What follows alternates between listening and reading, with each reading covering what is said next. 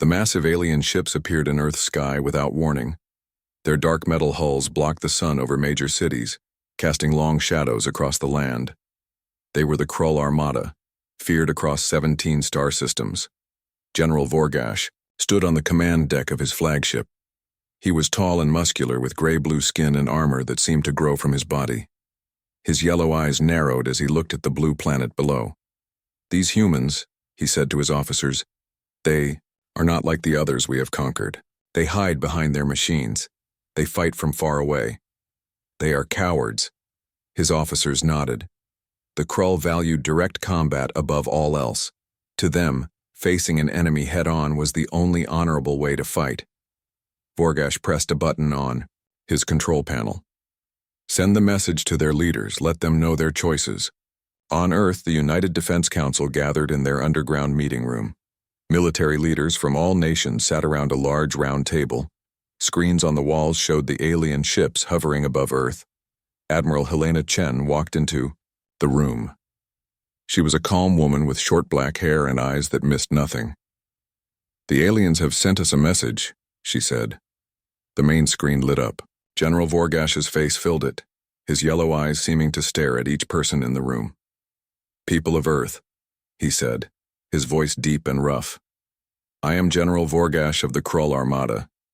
We have conquered 17 worlds before yours. All have fallen. All now serve the Krull Empire." He leaned forward. "Your kind are known to us. You avoid direct battle. You hide behind walls and machines. You are cowards who cannot face a true warrior. Surrender now, and we will treat your people fairly. Resist, and we will show no mercy."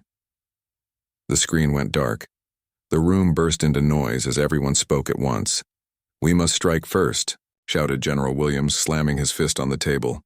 "Hit them with everything we have." "Impossible," said another leader. "Their ships have technology we can't match. We need time to prepare." "Time we don't have," said a third. Admiral Chen had been quiet, thinking. Now she stood up. The room fell silent. "What if," she said slowly, "we accept their challenge, but on our terms?" "What do you mean?" asked General Williams. "The Krull value direct combat. Their culture is built on proving strength through one-on-one fights." Chen looked around the room. "What if we tell them we need only one soldier to face their best?" Shocked silence followed her words. "That's suicide," Williams said. "You want to send one person against them?" "It's not about winning through force," Chen explained. "It's about using their own beliefs against them. They think we're cowards. This will confuse them. It gives us an advantage they won't expect." The council argued for hours. Some thought Chen's plan was crazy. Others saw its clever logic. In the end, they voted to try it. The next day, Earth sent its answer to the Krull. General Vorgash received the message on his ship. He expected begging or threats. Instead, the human voice said, "General Vorgash, we accept your challenge. But we need only one soldier to meet your best warrior. You may choose the place and rules of combat." Vorgash stared at the screen in disbelief. Then he began to laugh. "These humans dare to mock us," he roared. His second-in-command looked worried. "Sir, what if this is some kind of trick?" "No trick can save them," Vorgash said. "I accept their foolish challenge. We will meet on Mars's moon Deimos. There all will see how weak humans truly are." He didn't notice Admiral Chen's small smile as he ended the transmission. The first move in her plan had worked perfectly. "You've doomed us all," shouted a man on the vid screen.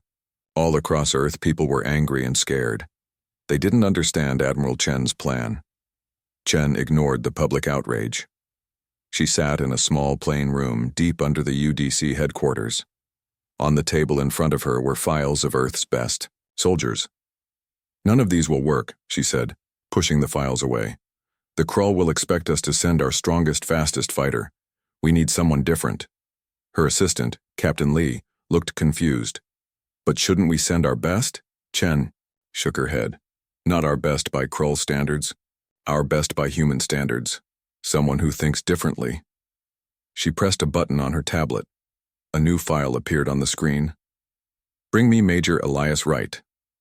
3 hours later, a man in a simple uniform entered the room. He walked with a slight mechanical sound. When he sat down, his pants lifted slightly, showing metal where his legs should be. "Major Wright," Chen said. "Thank you for coming." Elias nodded. He had a calm face with tired eyes. He looked like someone who had seen too much. "You're sending one person against the Krull. Everyone's talking about it. Is it true?" "Yes. And I want that person to be you." Elias laughed, a short, surprised sound. He tapped his metal legs. "I lost these in the Nigerian conflict 5 years ago. There are soldiers with better combat scores, better tech, stronger bodies. Why me?" Chen studied him for a moment. "Because you survived when no one thought you would. Because you think differently." She leaned forward. "Tell me, if you had to fight someone twice your size with better weapons, how would you win?" "I wouldn't fight them," Elias said immediately. "Not directly anyway," Chen smiled. "Exactly." Elias frowned. "The Krull are warriors. They expect direct combat." "That's why we're sending you," Chen said. "You don't think like they do." Outside, protests grew larger. People gathered around the UDC building, demanding a different plan. Military leaders prepared their forces anyway, not trusting Chen's strategy. The whole world held its breath, waiting to see who would represent humanity. Meanwhile, Elias began his preparation. He studied Krull videos, learning their movements and fighting style. They were strong and fast, with thick skin almost like armor. They relied on power and direct attacks. "They've never lost a direct fight," said Chen, watching Elias train. "So don't give them one." Medical officers offered to upgrade Elias's cybernetic legs with weapons and enhancements. He refused. "They'll be watching for tech like that. Let them think these are just basic replacement limbs." At night, Elias watched recordings of Krull speaking. He studied their language, their expressions, the way they thought. "They value strength," he noted, "but they have a narrow definition of what strength means." 1 week after the challenge, Elias stood on the landing pad beside a small transport ship. It wasn't a warship or anything impressive, just a simple vessel with the Earth logo painted on its side. Admiral Chen shook his hand. "Remember, this isn't just about fighting. It's about showing them a different way to think." Elias nodded. "I understand." As the ship rose into the sky, people across Earth watched on their screens. Many thought they were seeing the last hope of humanity leaving. They didn't know the plan. They didn't understand why Admiral Chen was smiling. On his command ship, General Vorgash received word that the human champion was on his way. "Just one human," he laughed to his officers. "This will be the easiest conquest yet." His second in command wasn't so sure. "Why would they send only one? It makes no sense." Vorgash waved away the concern. "Humans are strange and foolish. Soon they will all be serving the Krull Empire." The small Earth ship continued its journey toward the red dot that was Mars, and beyond it, the tiny moon called Deimos, where the battle would take place. Elias's small ship landed on Deimos, the tiny moon of Mars. The surface was gray and rocky, with a black sky above. The air inside Elias's suit felt thin and cold as he stepped onto the moon's surface. A large Krull ship sat nearby, at least 20 times bigger than his vessel. Elias stood still and waited.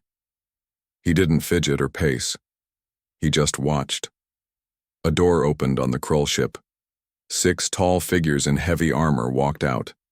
They formed a line, and then the largest one stepped forward. This was General Vorgash. He stood, nearly 8 feet tall, towering over Elias. His gray-blue skin had scars that seemed to be worn proudly. His yellow eyes looked down at the human with surprise. "This is Earth's champion." Vorgash's voice boomed even through the thin air. "One small human?" Elias said nothing. He studied the general and the other Krull warriors. They all carried weapons that looked like they were made from the same material as their armor. Vorgash walked around Elias, looking him up and down. He stopped when he noticed the cybernetic legs. "You send a broken soldier?" He laughed. "Is this some kind of joke?" Elias finally spoke. I'm humanity's representative, as agreed. His voice was calm and quiet compared to Vorgash's loud tones. Vorgash shook his head in disbelief. Follow me.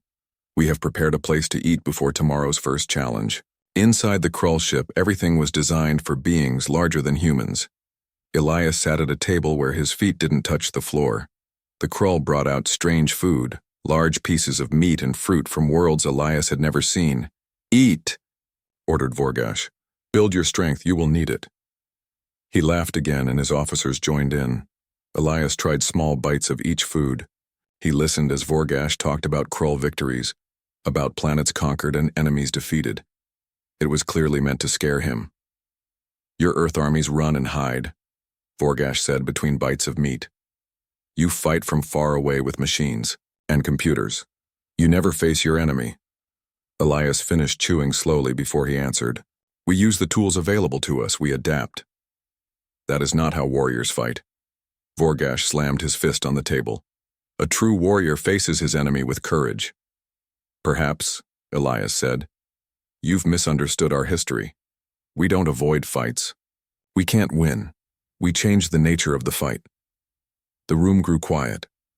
The Krull officers looked at each other, confused by his words. Vorgash narrowed his eyes. Tomorrow, human, you will learn what real combat means. Our champion will show you. That night, Elias was given a small room to rest in. When he was alone, he sent a message back to Earth. They're exactly what we expected. They understand strength but not adaptability. Meanwhile, General Vorgash couldn't sleep. The human's words bothered him. He pulled up records of Earth's military, history on his screen. He had studied them before, focusing on their weapons and tactics.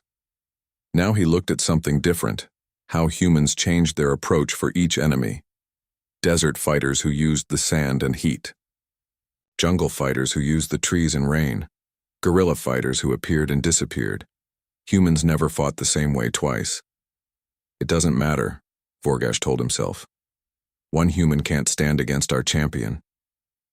But as he finally drifted to sleep, the general felt something new. It wasn't fear.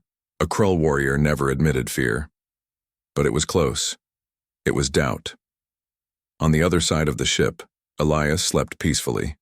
Tomorrow would bring the first challenge, but he wasn't worried. Admiral Chen's plan was working perfectly. The Krull were already confused, and confusion was exactly what he needed. The next morning, Elias met with General Vorgash in a large room with a round table. Maps of Deimos covered the walls. Admiral Chen had arrived from Earth overnight to witness the challenges. Here are the terms, Vorgash said, his voice echoing in the room. 5 challenges over 5 days. The first to win 3 will be declared the victor. Elias nodded. And the stakes? When we win, Vorgash smiled, showing pointed teeth. Earth will join the Krull Empire as a servant world. Your people will work for us, fight for us, and obey us. And when we win, Admiral Chen said calmly, the Krull will leave human space forever and never return. Vorgash laughed. Agreed. It makes no difference. You cannot win. He pressed a button on the table. A door opened, and the largest Krull Elias had ever seen walked in. He was at least 9 feet tall with arms thick as tree trunks. His armor seemed to be part of his body, and his yellow eyes glowed with fierce pride. This is Commander Krell, Vorgash announced. He has fought in 89 combat trials and has never lost. He has never even been wounded. Krell looked down at Elias with disgust. This is who I must fight? This small creature with metal legs? Elias said nothing, but his eyes never left Krell's face. He was studying every detail, every movement. The first challenge begins in 1 hour, Vorgash said. Survival in the deep, crater region of Deimos. No weapons, no supplies. You must both survive for 24 hours. If either of you dies or requests rescue, the other wins. As they prepared, Admiral Chen walked with Elias to his ship. Krell is stronger than we expected, she said quietly. It doesn't matter, Elias replied. This first challenge isn't about strength. 1 hour later, a Krull transport dropped both. competitors at opposite sides of a massive crater. The terrain was rocky and filled with deep shadows. The temperature was freezing, and the thin atmosphere made breathing difficult even in their suits. As soon as he was alone, Elias immediately moved away from his drop point, finding a narrow crack in the rocks. He squeezed inside, disappearing from view. Meanwhile, Krell began hunting. He moved confidently across the crater, his heavy steps leaving clear marks in the dust. "Come out, human," he called. "Face me with honor." But Elias was nowhere to be found. He moved silently through the shadows, watching Krell from hiding places. He wasn't running away, he was studying his opponent's patterns. From an observation post, Vorgash watched with growing anger. "Your champion hides like a coward," he said to Admiral Chen. "No," she replied calmly. "He's fighting right now. You just don't recognize warfare when it doesn't involve direct confrontation." Hour after hour passed. Krell grew frustrated, smashing rocks and roaring challenges. Elias remained hidden, conserving his energy, learning everything he could about how Krell moved and thought. When the 24 hours ended, both emerged alive. The first challenge was officially a draw. Tomorrow, there will be nowhere to hide, Krell growled as they returned to the ship. Elias just nodded, looking forward to it. Later, in the privacy of his room, Elias made notes about everything he had observed. Krell was strong but impatient. He moved in predictable patterns when angry. He relied on his size and strength rather than thinking carefully. "Knowledge," Elias whispered to himself. "That's the first victory." On the command deck, Vorgash paced back and forth. "Tomorrow's challenge will be different," he told his officers. "Zero-gravity combat. The human's legs will be useless. Krell will crush him." But for the first time in many battles, the general wasn't completely sure of victory. The second challenge would be held in a special room on the Krull ship. It was a large, round chamber with metal walls. When Elias entered, he noticed small vents along the ceiling and floor. "Zero-gravity combat," Vorgash announced. "A true test of warrior skill." A group of Krull officers gathered to watch. They sat in seats along the walls, eager to see their champion defeat the human. Admiral Chen sat among them, her face calm and confident. Elias made a small adjustment to his cybernetic legs before entering the chamber. None of the Krull noticed or understood what he was doing. Krell stood in the center of the room, stretching his massive arms. "Today, human, you cannot hide. Today you must face me." Elias nodded. "I'm ready." Vorgash pressed a button, and a humming sound filled the room. Slowly, both fighters began to float off the ground. Gravity was gone. "Begin!" shouted Vorgash. Krell immediately pushed off the wall, flying straight at Elias like a missile. His huge arms reached out to grab the smaller human. But Elias wasn't there. Using a tiny burst from his modified legs, he moved up and to the side. Krell sailed past him, crashing into the opposite wall. The Krull audience muttered in surprise. They had never seen anyone avoid Krell's charge before. Krell roared in anger. He bounced off the wall and came at Elias again. This time Elias used Krell's own momentum against him. As the huge alien passed, Elias grabbed his arm, spun around, and sent Krell spinning in another direction. "Fight me properly," Krell shouted, frustrated. But Elias wasn't fighting the way the Krull expected. In zero gravity, he moved in 3 dimensions, using the entire space. Up, down, side to side, all directions were the same without gravity. His cybernetic legs gave him small bursts of control that the Krull didn't expect. The battle continued for nearly an hour. Krell grew more and more angry. He used all his strength in powerful lunges, but Elias always seemed to be somewhere else. When he arrived, it was like trying to catch smoke. Finally, seeing his chance, Elias allowed Krell to get close. The massive alien grabbed him, squeezing hard. Krell smiled, thinking he had won. "Now I have you," he growled. But Elias had planned this moment. As Krell held him, Elias wrapped his legs around the Krull's torso. A special mechanism in his cybernetic legs tightened like a vice, squeezing Krell's breathing organs. The Krull champion's eyes widened in surprise. He tried to break free, but Elias had positioned himself perfectly. In zero gravity, Krell couldn't get the leverage he needed. Slowly, his struggles weakened as he couldn't breathe. "Yield," Elias said quietly. "I don't want to hurt you." Krell's face darkened as he ran out of air. Finally, he tapped Elias's arm, the Krull signal for surrender. Elias immediately released him. Gravity returned to the room and both fighters dropped to the floor. The Krull audience sat in shocked silence. No one had ever defeated Krell in combat. "Impossible," Vorgash muttered. "His strength is inferior." Admiral Chen smiled. "Strength was never the deciding factor. We never relied on it." The score was now 1 victory for Elias, 0 for Krell, and 1 draw. Elias needed only 1 more win to secure victory for Earth. As he left the chamber, Elias limped slightly. The battle had damaged one of his cybernetic legs. He had won, but not without cost. Tomorrow's challenge would be even harder. Krell watched him go, confusion in his yellow eyes. For the first time in his life, the Krull champion had questions about what it meant to be a warrior. The 3rd challenge was announced the next morning. Elias and Krell would be placed in a special room where the temperature would slowly rise. The last one to ask to leave would win. "A test of endurance," General Vorgash said with a smile. "Krull bodies can withstand heat much better than human bodies. This will be an easy victory." Elias said nothing. His technicians had worked through the night to repair his damaged leg. It wasn't perfect, but it would hold. The challenge room was small and plain, with 2 chairs and nothing else. Screens on the walls showed the temperature, which started at a comfortable 70 degrees Fahrenheit. As they sat down, Krell glared at Elias. "You did not win yesterday through warrior skill, you used tricks."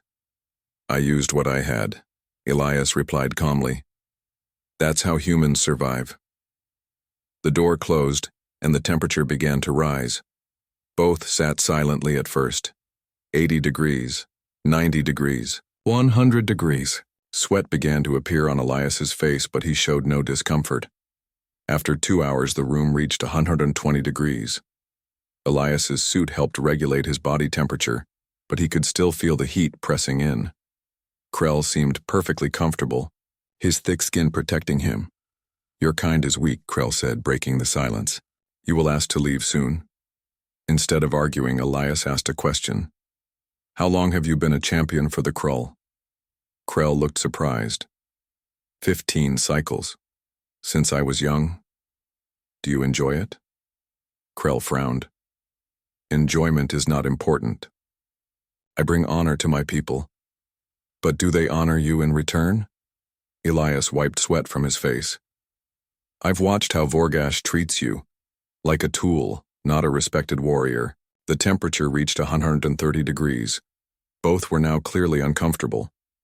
"General Vorgash is our leader," Krell said, but his voice held a note of doubt. "Leaders should respect those who serve them," Elias said. "On Earth, a good leader values every soldier's life." The conversation continued as the heat grew worse. 140 degrees, 150 degrees. Both were struggling now, but neither would ask to leave. Elias asked more questions about Krull society. Slowly, Krell began to talk. He spoke of his childhood, of the harsh training he endured, of victories that brought praise but never true, respect from his superiors. "We are taught that strength is everything," Krell said, his breathing heavy in the intense heat. "The strong lead, the weak follow." "But there are many kinds of strength," Elias replied. "Physical strength is just one." At 160 degrees, Elias's medical monitors were flashing warnings. His core temperature was dangerously high. Krell wasn't doing much better, his gray-blue skin now a pale color from the strain. "Why do you fight for them?" Elias asked, his voice weak. "You're their champion, but not their equal. I've watched how Vorgash treats you." The question hit Krell hard. He had never thought about it that way before. As the temperature reached 165 degrees, Krell suddenly stood up. "I request extraction," he said. The door opened immediately. Cool air rushed in, and medical teams hurried to both fighters. Elias had won the 3rd challenge. The score was now 2-0-1 in his favor. One more victory would secure Earth's freedom. "Why did you give up?" Vorgash demanded of Krell later. "You could have lasted longer." Krell looked at his general with new eyes. "Perhaps winning isn't everything," he said. Vorgash was shocked. "What has the human done to you?" "He asked questions no one has ever asked me before," Krell replied. On the Earthship, Admiral Chen helped Elias recover. "You're changing him," she observed. "That wasn't part of the plan." Elias smiled weakly. "Sometimes the best victory isn't defeating your enemy, it's making them see differently." The fourth challenge was set for the next day. Elias needed just one more victory to win freedom for Earth. General Vorgash was angry and worried. He had never lost a conquest before. This challenge must be impossible for the human to win. Vorgash told his officers, "Prepare the labyrinth." The labyrinth was a complex maze built into a section of the Krull ship. It had many traps, dead ends, and dangerous areas. It was used to train Krull warriors. When Elias arrived, he saw Krell waiting near the entrance. The Krull champion looked different today, quieter, more thoughtful. "Today's challenge is primitive combat," Vorgash announced. "You will each be given basic weapons. No technology, no machines. You will enter the labyrinth from opposite sides. The first to find and defeat their opponent wins." Elias was given a spear and a small knife made of stone. Krell received similar weapons, though sized for his much larger hands. "This will finally prove who is the true warrior," Vorgash said with a smile. He was sure Krell would win in direct combat with primitive weapons. As Elias prepared to enter the maze, Admiral Chen approached him.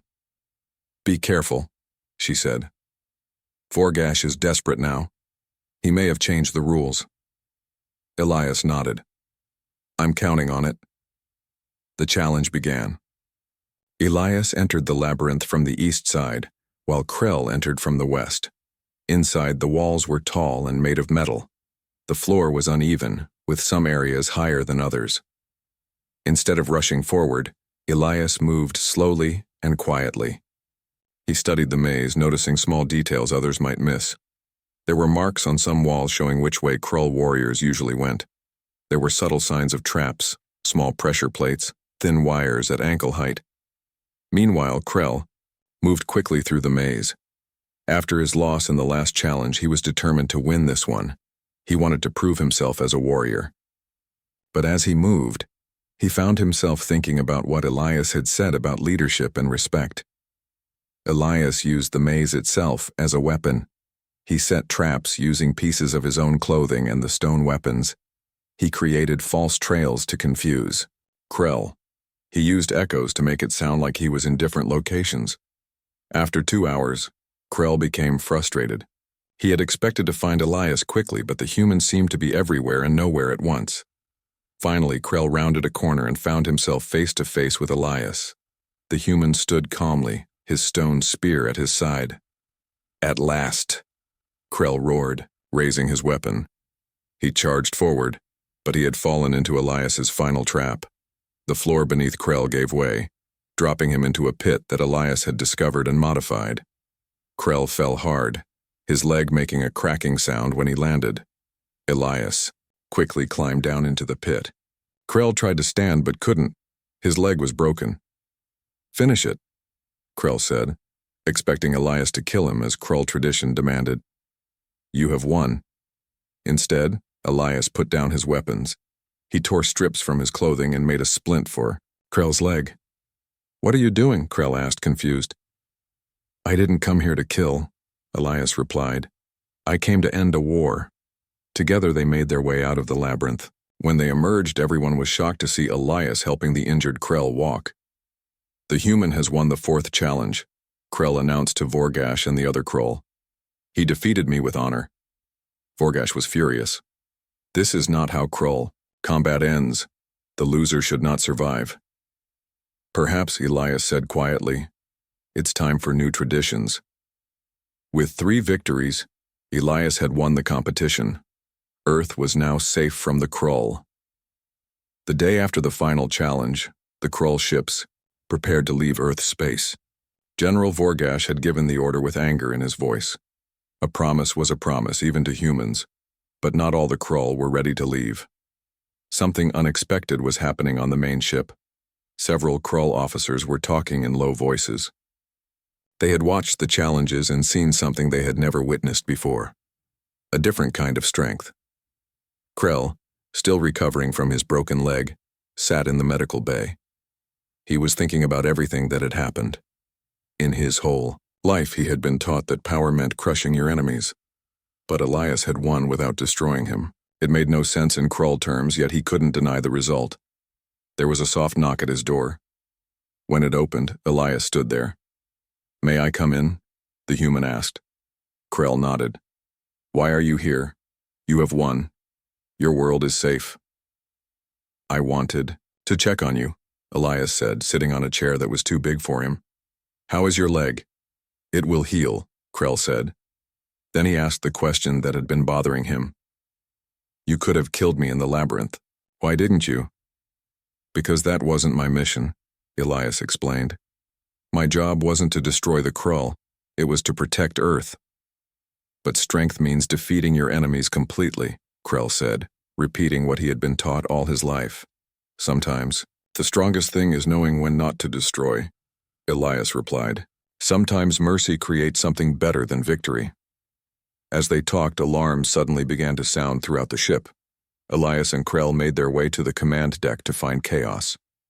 Several Krull officers were openly challenging Vorgash's leadership. "You have led us to our first defeat," shouted one officer. "You don't understand the humans and you never tried to." General Vorgash roared in anger. "I am your leader. You will obey me."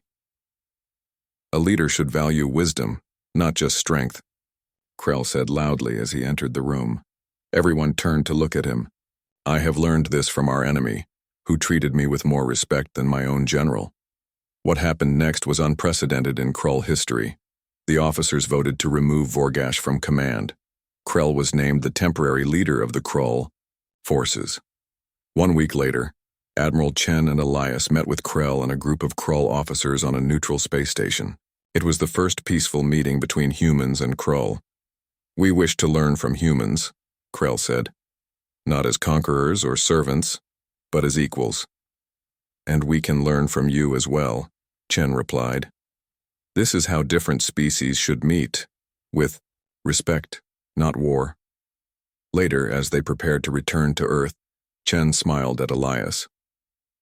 "This wasn't just about winning the challenges, was it?